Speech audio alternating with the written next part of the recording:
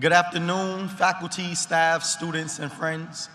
My name is Pierre, and I'm currently a senior, majoring in broadcast and digital journalism with a minor in entrepreneurship and emerging enterprise. To be here today for me is much more than a ceremony. Today is much more significant because I come from a place where I've attended more funerals and court appearances than college graduations. To be here today is a barrier broken. I have my family in attendance today, and for many of them, this is the first time they have attended a college graduation.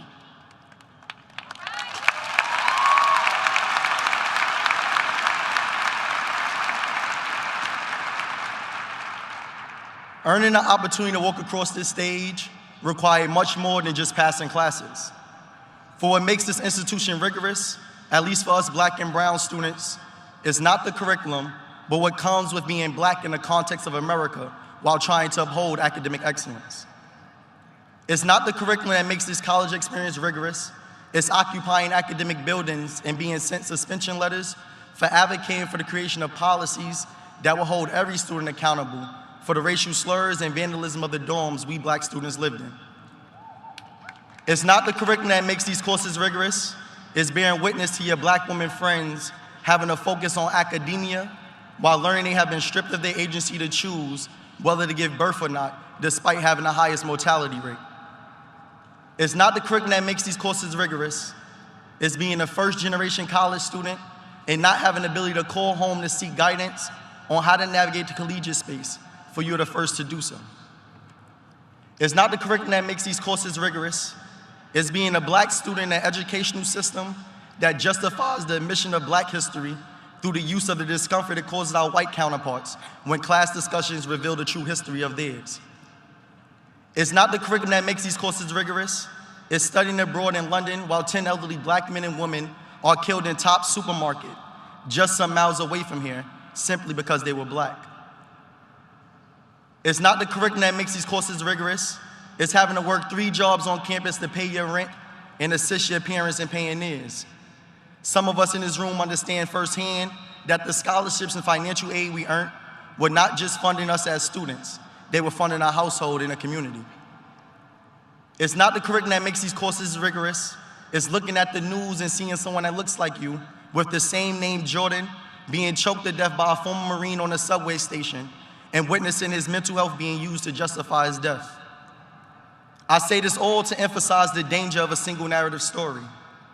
The danger of being left to formulate a preconceived notion of a community based on westernized media, and the danger of having a seat at the table to tell your own story.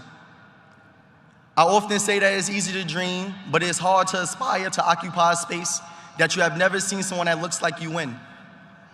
My presence here today will serve as proof to the next young Black man or woman that despite what comes with being a Black student at Syracuse University, it's possible to speak at the Newhouse graduation.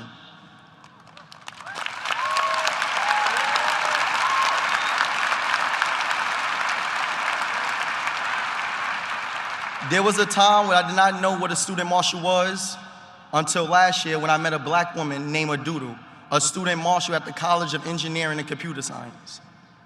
There was a time when I did not believe I was going to be the President of the United States, which is what I will one day become, until I seen Barack Obama become the president.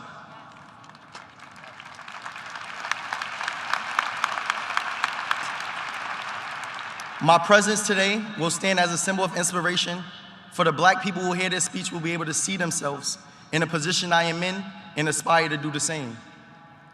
I challenge my fellow graduates who are not of color to be mindful and intentional with the stories that you share, normalize, and teach your children. For those stories are used to formulate a preconceived notion of who we are based on the narratives you teach and the environments you expose them to. I challenge my fellow brothers and sisters to also be intentional and thoughtful about the stereotypes we normalize and perpetuate amongst ourselves. James Baldwin once stated that if the world does it to you long enough and effectively enough, you begin to do it to yourself. You become an accomplice to your own murderers. We must ensure that we do not become that accomplice and use our platforms to empower one another. To Syracuse and to Newhouse, I challenge you all to take accountability for the trajectory the media has taken. It is not one we should be proud of. For if we take pride in being the #1 communication school, we must also take ownership of the leaders and content creators for the media we consume. especially as we produce those who are the head of the newsroom. So we are only a microcosm of what the world will become. I challenge us all here today to denounce the stereotypes we have of one another, for the problem with stereotypes is not that they are untrue, but incomplete. As the legendary Nipsey Hussle once stated, the marathon continues.